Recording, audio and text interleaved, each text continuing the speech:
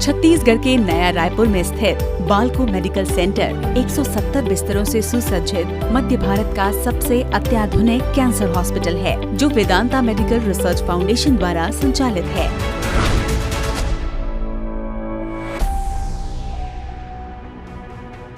नमस्कार, आप देख रहे हैं आरजे न्यूज़ और आरजे न्यूज़ के खास कार्यक्रम डॉक्टर लाइव में आपका बहुत बहुत स्वागत है।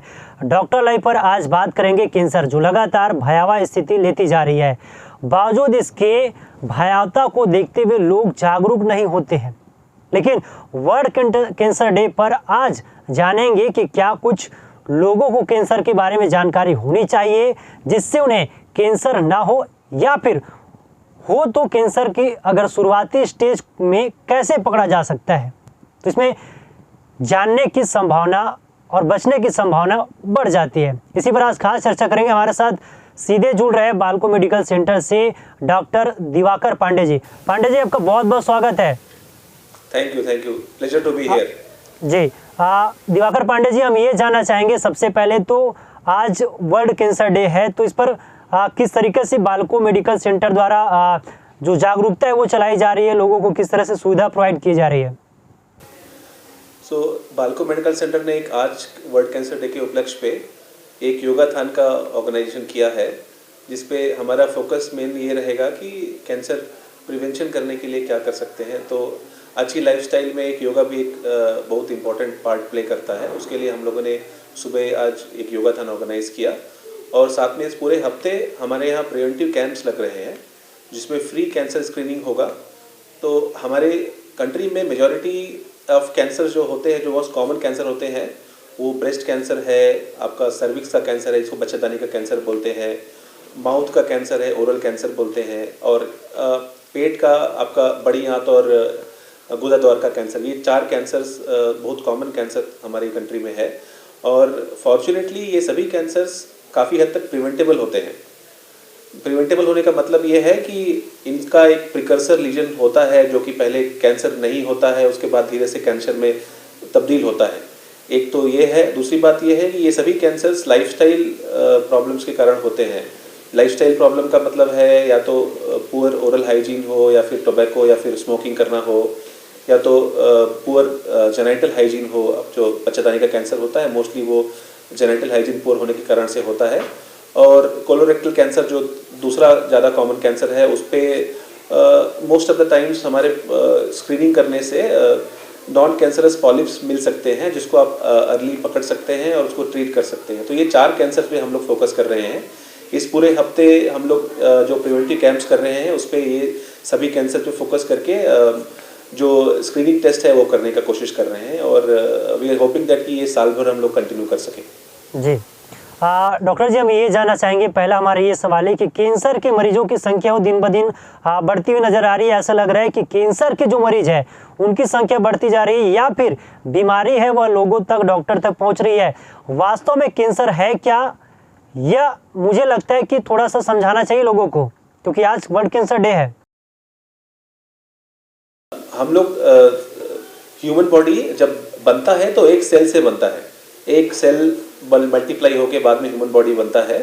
तो कैंसर एक्चुअली जो नॉर्मल जो ग्रोथ होता है बॉडी का, जैसे एक सेल डिवाइड होके मल्टीपल सेल बनता है, उसका एबनॉर्मल ग्रोथ कैंसर है। तो कोई भी एबनॉर्मल ग्रोथ कैंसर हो सकता है। बहुत सारे टाइप का कैंसर, अलग अलग टाइप के कैंसर होते हैं। तो बॉडी नॉर्मल ग्रोथ अगर नहीं करता है अपने हिसाब से, जो नॉर्मल सेल्स होते हैं उसमें डैमेज होता है कुछ बहुत सारे रीजन से, उसमें एबनॉर्मल ग्रोथ होना शुरू हो जाता है, उसको हम कैंसर बोलते हैं इन जनरल टर्म में।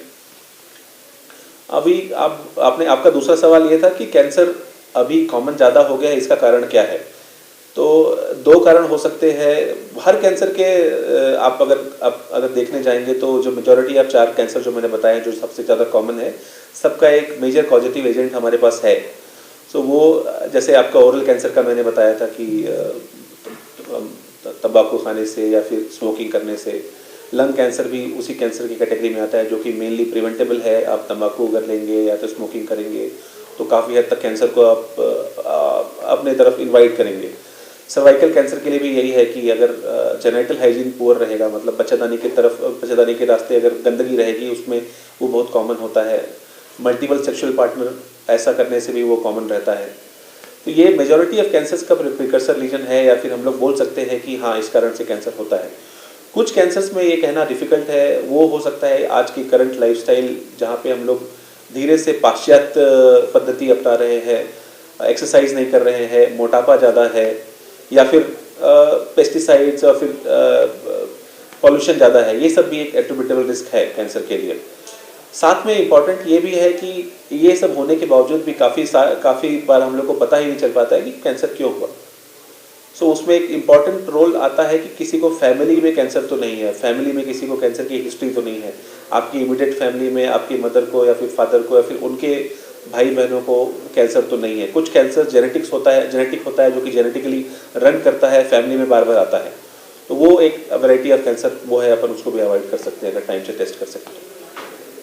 डॉक्टर जी, मैं दूसरी चीज़ें ये भी जानना चाहूँगा, जो कारण है वो बहुत सारे हैं, केवल व्यक्तिगत कारण ही नहीं है जो आज की लाइफस्टाइल का जिम्मेदार होता नज़र आ रहा है, लेकिन कैंसर का जो कारण है वह फर्स्ट स्टेज है, इसमें पता नहीं चल पाती है ज़्यादातर।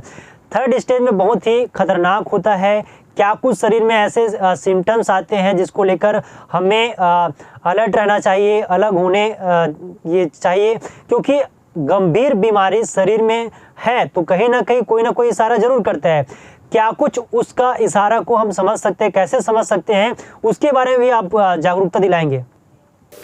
तो कैंसर अनफॉर्चुनेटली काफ़ी सारे समय उसका जो सिम्टम्स आता है, सिम्टम्स यूजुअली आप इग्नोर करते हैं, बहुत सारे मरीज उसको इग्नोर करते हैं, क्योंकि कैंसर की जो गांठ होती है उसमें दर्द नहीं होता है, वो काफ़ी लंबे समय तक बिना दर्द के मरीज को लगता है कि दर्द नहीं है तो कुछ तकलीफ नहीं है। सिमिलरली कोई घाव है जो काफ़ी लंबे टाइम से नहीं भर रहा है, वो भी एक इशारा करता है कि ये कैंसर हो सकता है।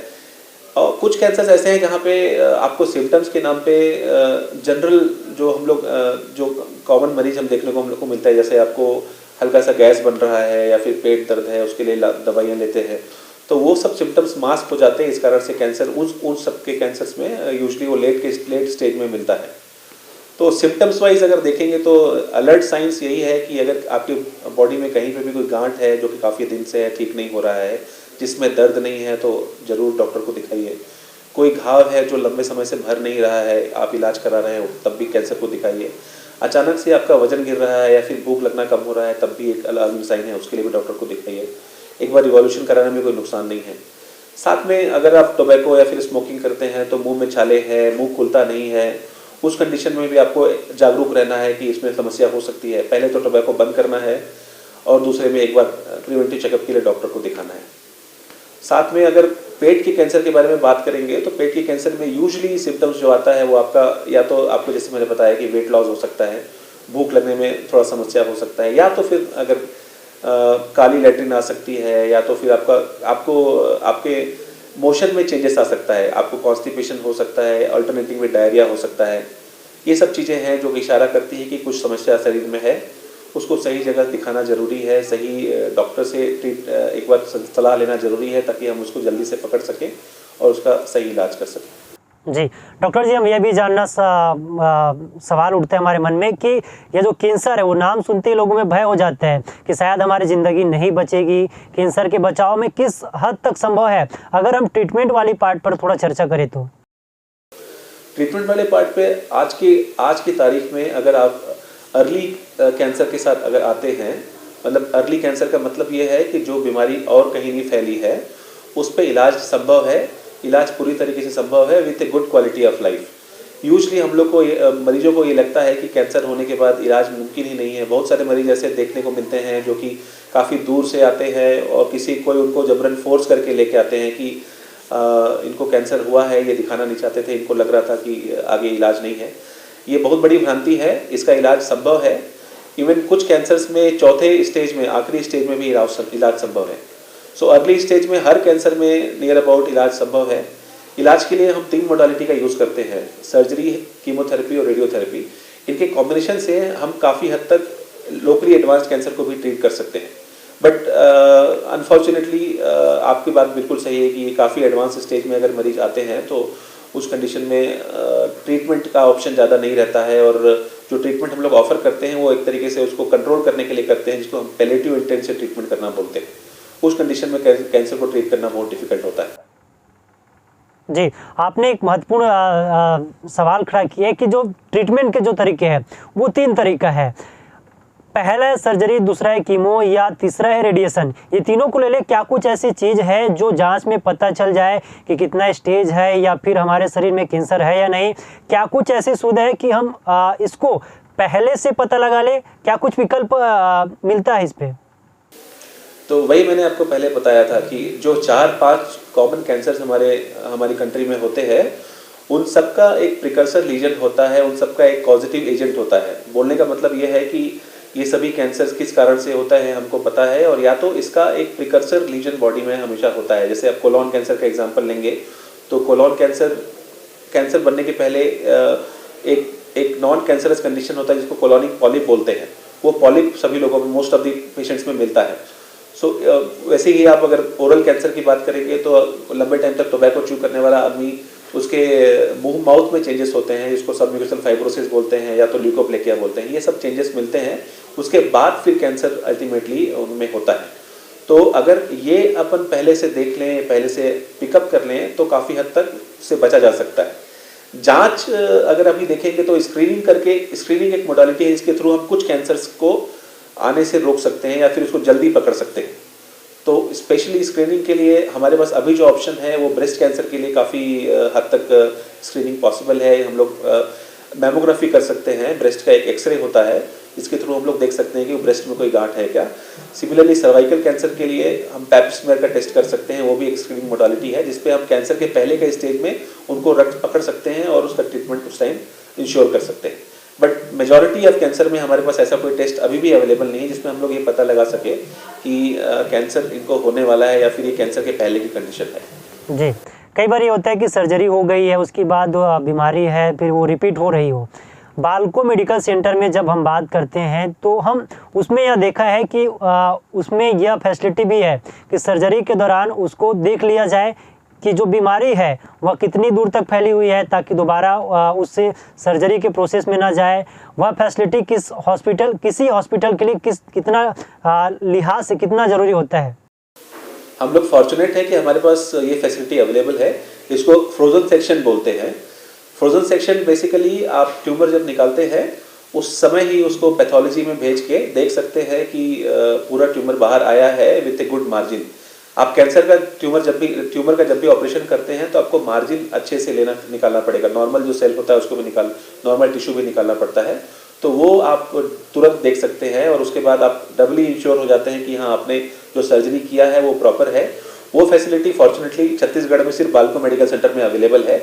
And we are fortunate that कि हमारे पास पैथोलॉजिस्ट की अच्छी टीम है जो कि राउंड द क्लॉक हम लोग को ये ट्रीटमेंट डिसीजन लेने में या पेशेंट का आउटकम बेटर करने में मदद कर रही है।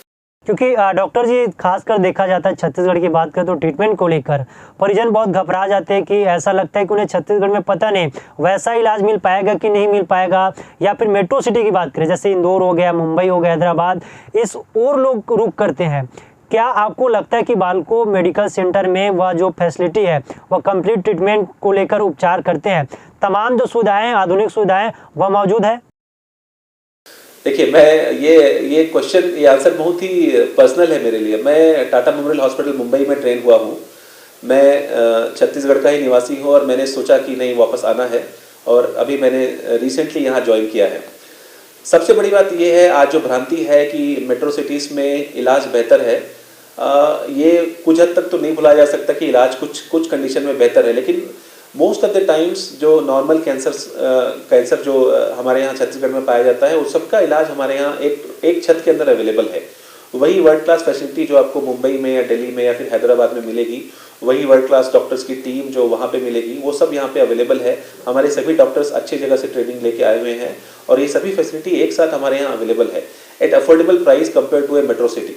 तो मेरे को नहीं लगता कि आज की 2021 में छत्तीसगढ़ के मरीजों को कहीं और बाहर जाने की जरूरत है। जी, लेकिन आमतौर पर ये देखा जाता है कि ट्रीटमेंट जो होता है कैंसर का वो बहुत खर्चीला होता है। अगर हम बात करते हैं आम लोगों की, आपके हॉस्पिटल की बात करते हैं तो हमने अभी सुना है कि 2 तरह की व्यवस्था भी है यहाँ पर। क्या एक आम व्यक्ति पहुँच सकता है ट्रीटमेंट के लिहाज से? उनके लिए किस तरह की सुविधाएँ हैं? बिल्कुल, एक आम आदमी आराम से ट्रीटमेंट के लिए पहुंच सकता है। इनफैक्ट हम लोग मेजॉरिटी अब पेशेंट ऐसे हमारे पास आ रहे हैं जो नीडी हैं और जो गवर्नमेंट की हेल्प लेते हैं। हमारे पास हम लोग आयुष्मान भारत स्कीम तथा छत्तीसगढ़ गवर्नमेंट का जो हेल्थ स्कीम है उसके थ्रू भी ट्रीटमेंट पूरा कवर करते हैं, और इस ट्रीटमेंट में सर्जरी, रेडिएशन, कीमोथेरेपी तीनों का पार्ट कवर होता है। और ये काफ़ी बड़ी बात है क्योंकि काफ़ी कम जगह पे ऐसा होता है। तो ये मान के चलिए कि treatment cost compare to other corporate hospitals हमारे यहाँ काफ़ी कम है। दूसरा इंपॉर्टेंट एस्पेक्ट इस पे मैं जस्ट ऐड करना चाहूँगा, कैंसर का इलाज महंगा है, इसमें कोई शक नहीं है। इनफैक्ट जो upper middle class, higher middle class income generate करने वाले लोगों के लिए भी कैंसर का इलाज महंगा है। हमारे यहाँ हम लोग इंश्योरेंस की बात नहीं करते हैं। हेल्थ इंश्योरेंस काफ़ी इंपॉर्टेंट चीज़ है, और मेरे को लगता है कि आज के दिन ये ज़रूर बोलना चाहूँगा कि हेल्थ इंश्योरेंस कराना चाहिए, और हेल्थ इंश्योरेंस का बेनिफिट ऐसे समय में बहुत ज़रूरी होता है जब आपके पास काफ़ी महंगा इलाज है, और इलाज महंगा होने के कारण अगर इलाज नहीं ले पा रहे हैं उससे बड़ी विडंबना और कुछ नहीं हो सकती। जी डॉक्टर जी, अगर इस बीमारी को लेकर अक्सर ये कहा जाता है कि आपको मुंह का कैंसर होता है तो पता चलता है कि वह सिगरेट, पान, बीड़ी, गुटखा कुछ भी नहीं खाते हैं, तो यहाँ लोगों में डर बना रहता है कि वास्तव में बीमारी किन लोगों को हो सकते हैं। मुंह के कैंसर की बात करें तो सावधानी के लिए आज से जानकारी दे, अगर महिलाओं से जुड़ी जानकारी देना चाहते हैं तो उसके बारे में जानकारी आप दीजिए ताकि बचाव करें और इस बीमारी से भी दूर रह सके। तो मुंह के कैंसर में ये मान के आप चलिए कि मेजॉरिटी 80 से 90% मरीजों को जो कैंसर अगर होता है, तो अगर आप हिस्ट्री में उनके जाएंगे तो उन सब में टोबैको रिलेटेड एडिक्शन का हिस्ट्री होता है, या तो टोबैको च्यू करते हैं या तो स्मोकिंग करते हैं। बहुत कम मरीजों में ऐसा होता है जिसमें टोबैको या फिर अल्कोहल का सेवन नहीं होता है। उन मरीजों में यूजली कोई और पॉजिटिव एजेंट होता है। दूसरा जो कॉमन पॉजिटिव एजेंट है वो पुअर ओरल हाइजीन है, और जो है दूसरा पॉजिटिव एजेंट ये है कि अगर आपको दांत, कोई नुकीला दांत है जिससे बार बार आपके मुंह के अंदर के जो सॉफ्ट टिश्यू उस पर चोट लग रही है, वो एक कारण हो सकता है कि उससे बार बार घाव बन रहा है, और जो कि भर रहा है फिर दोबारा घाव बन रहा है, तो वो सब बातें हैं। तो ये मान के चलिए कि इम्पॉर्टेंट ये है कि जो नोन कॉजेस हैं उसको रोल आउट किया जाए। नोन कॉजेज हैं जैसे आपके पास मैंने टोबैको बोला, अल्कोहल बोला, उसको तो ऑब्वियसली अवॉइड ही करना है। कुछ अननोन कॉजेस हैं जो मैंने और बताया, उसको भी अवॉइड करना है। इसके बाद भी कुछ लोगों में मरीजों में बीमारी आती है, उसका हमारे पास आंसर नहीं है। जी डॉक्टर जी, ये भी बात करें कि बालको मेडिकल सेंटर छत्तीसगढ़ के एक उभरता कैंसर स्पेशलिस्ट हॉस्पिटल है, कुछ एडवांस टेक्नोलॉजी है जिसके बारे में आप बताना चाहें, लोगों को बताना चाहें ताकि वे भी बालको मेडिकल सेंटर की जो एडवांस टेक्नोलॉजी है उसके बारे में जान सके और जो है इलाज के लिए बेहतर से बेहतर जगह उपचार कर सके।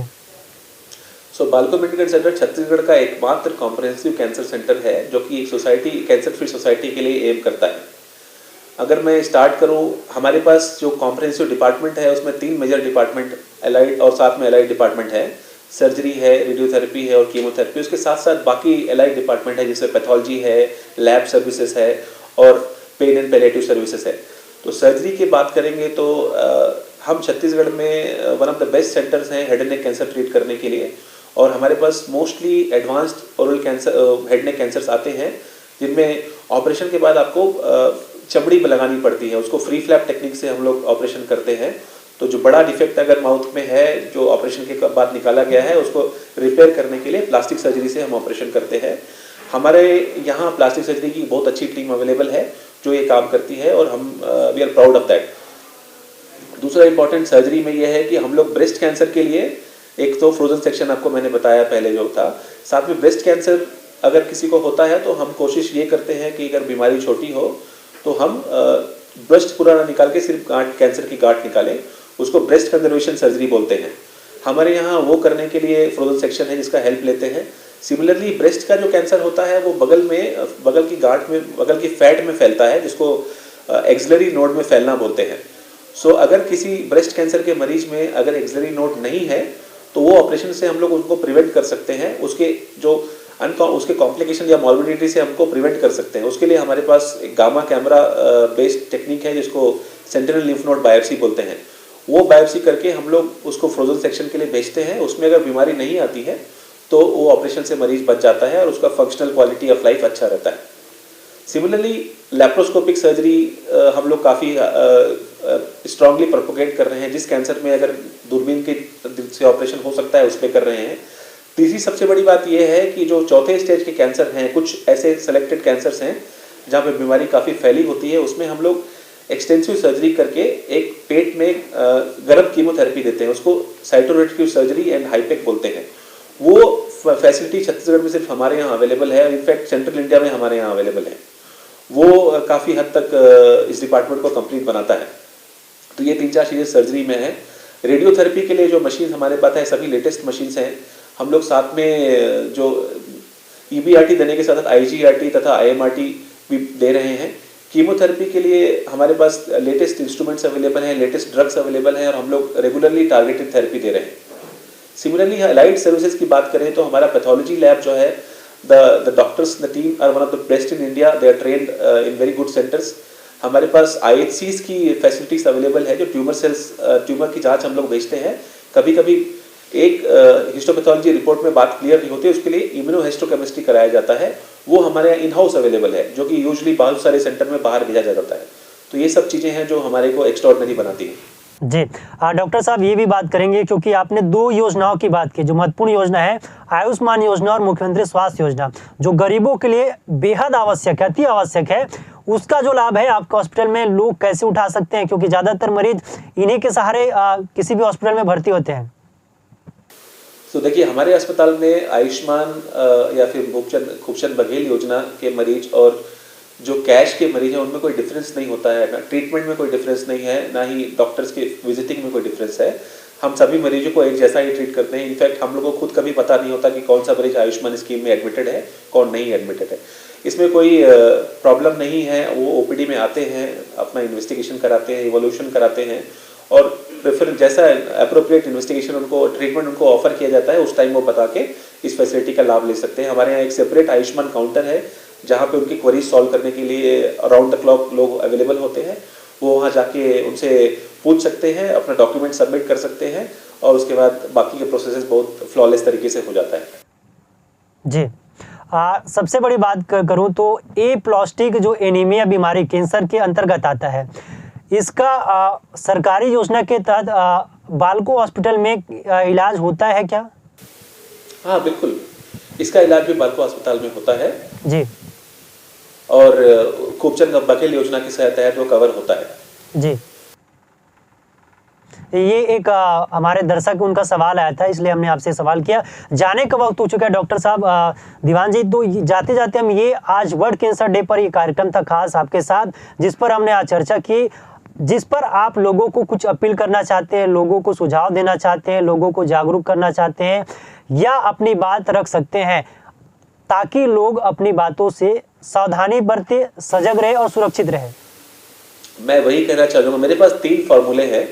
पहली चीज़ ये है कि सबसे कॉमन कैंसर्स भारत में जो होते हैं वो टोबैको रिलेटेड कैंसर हैं, वो पुअर जेनिटल हाइजीन होने के कारण से कैंसर होते हैं, या तो ऐसे कैंसर हैं जो कि स्क्रीनिंग से आप आसानी से उसको बच सकते हैं उससे, जैसे ब्रेस्ट कैंसर हुआ या फिर कोलोरेक्टल कैंसर हुआ। सो ये बहुत ज़रूरी है कि एडिक्शन नहीं करना है, जेनिटल हाइजीन अच्छा रखना है, अपना लाइफस्टाइल में चेंजेस करना है। ओबेसिटी अगर किसी को है तो वेट लॉस प्रोग्राम फॉलो करना है, वेट लूज करने के लिए इंकरेज करना है, ये इंपॉर्टेंट है। इस कारण इससे काफ़ी हद तक आपकी लाइफस्टाइल में बहुत सारी चेंजेस भी आएंगी और आप कैंसर से बच सकते हैं। दूसरी इंपॉर्टेंट चीज़ आपको मैं जो बीच में बोलना चाह रहा था कि इंश्योरेंस आजकल बहुत ज़रूरी है। इस प्लेटफॉर्म पे आई थिंक इंश्योरेंस के बारे में कोई बात नहीं करता है। मेरे हिसाब से इंश्योरेंस उतना ही ज़रूरी है आपके लिए जितना आपके लिए और दूसरी चीज़ें हैं। तो आप अगर कुछ कहीं इन्वेस्टमेंट कर रहे हैं तो insurance I think best investment to have. चलिए दिवाकर पांडे जी, आपका बहुत बहुत धन्यवाद इस तमाम जानकारी के लिए, क्योंकि आज वर्ल्ड कैंसर डे है जिस पर आपने खास चर्चा की और चर्चा के माध्यम से लोगों को जागरूक किए, लोगों को बताया कि कैंसर क्या होता है, कैसे बचा जा सकता है और बालको मेडिकल सेंटर में किस तरीके से इसका उपचार किया जाता है। इस तमाम जानकारी के लिए आपका बहुत बहुत शुक्रिया। तो लगातार आप बने रहिए आरजे न्यूज़ के साथ और देखते रहिए। धन्यवाद, थैंक यू। तो ये थे हमारे साथ बालको मेडिकल सेंटर के डॉक्टर दिवाकर पांडे जिनसे हमने बातचीत की और जाना कि वर्ल्ड कैंसर डे पर कैंसर से कैसे बचा जा सकता है। फिलहाल डॉक्टर लाइव में आज के लिए सिर्फ इतना ही। तब तक आप देखते रहिए आरजे न्यूज़। छत्तीसगढ़ के नया रायपुर में स्थित बालको मेडिकल सेंटर 170 बिस्तरों से सुसज्जित मध्य भारत का सबसे अत्याधुनिक कैंसर हॉस्पिटल है, जो वेदांता मेडिकल रिसर्च फाउंडेशन द्वारा संचालित है।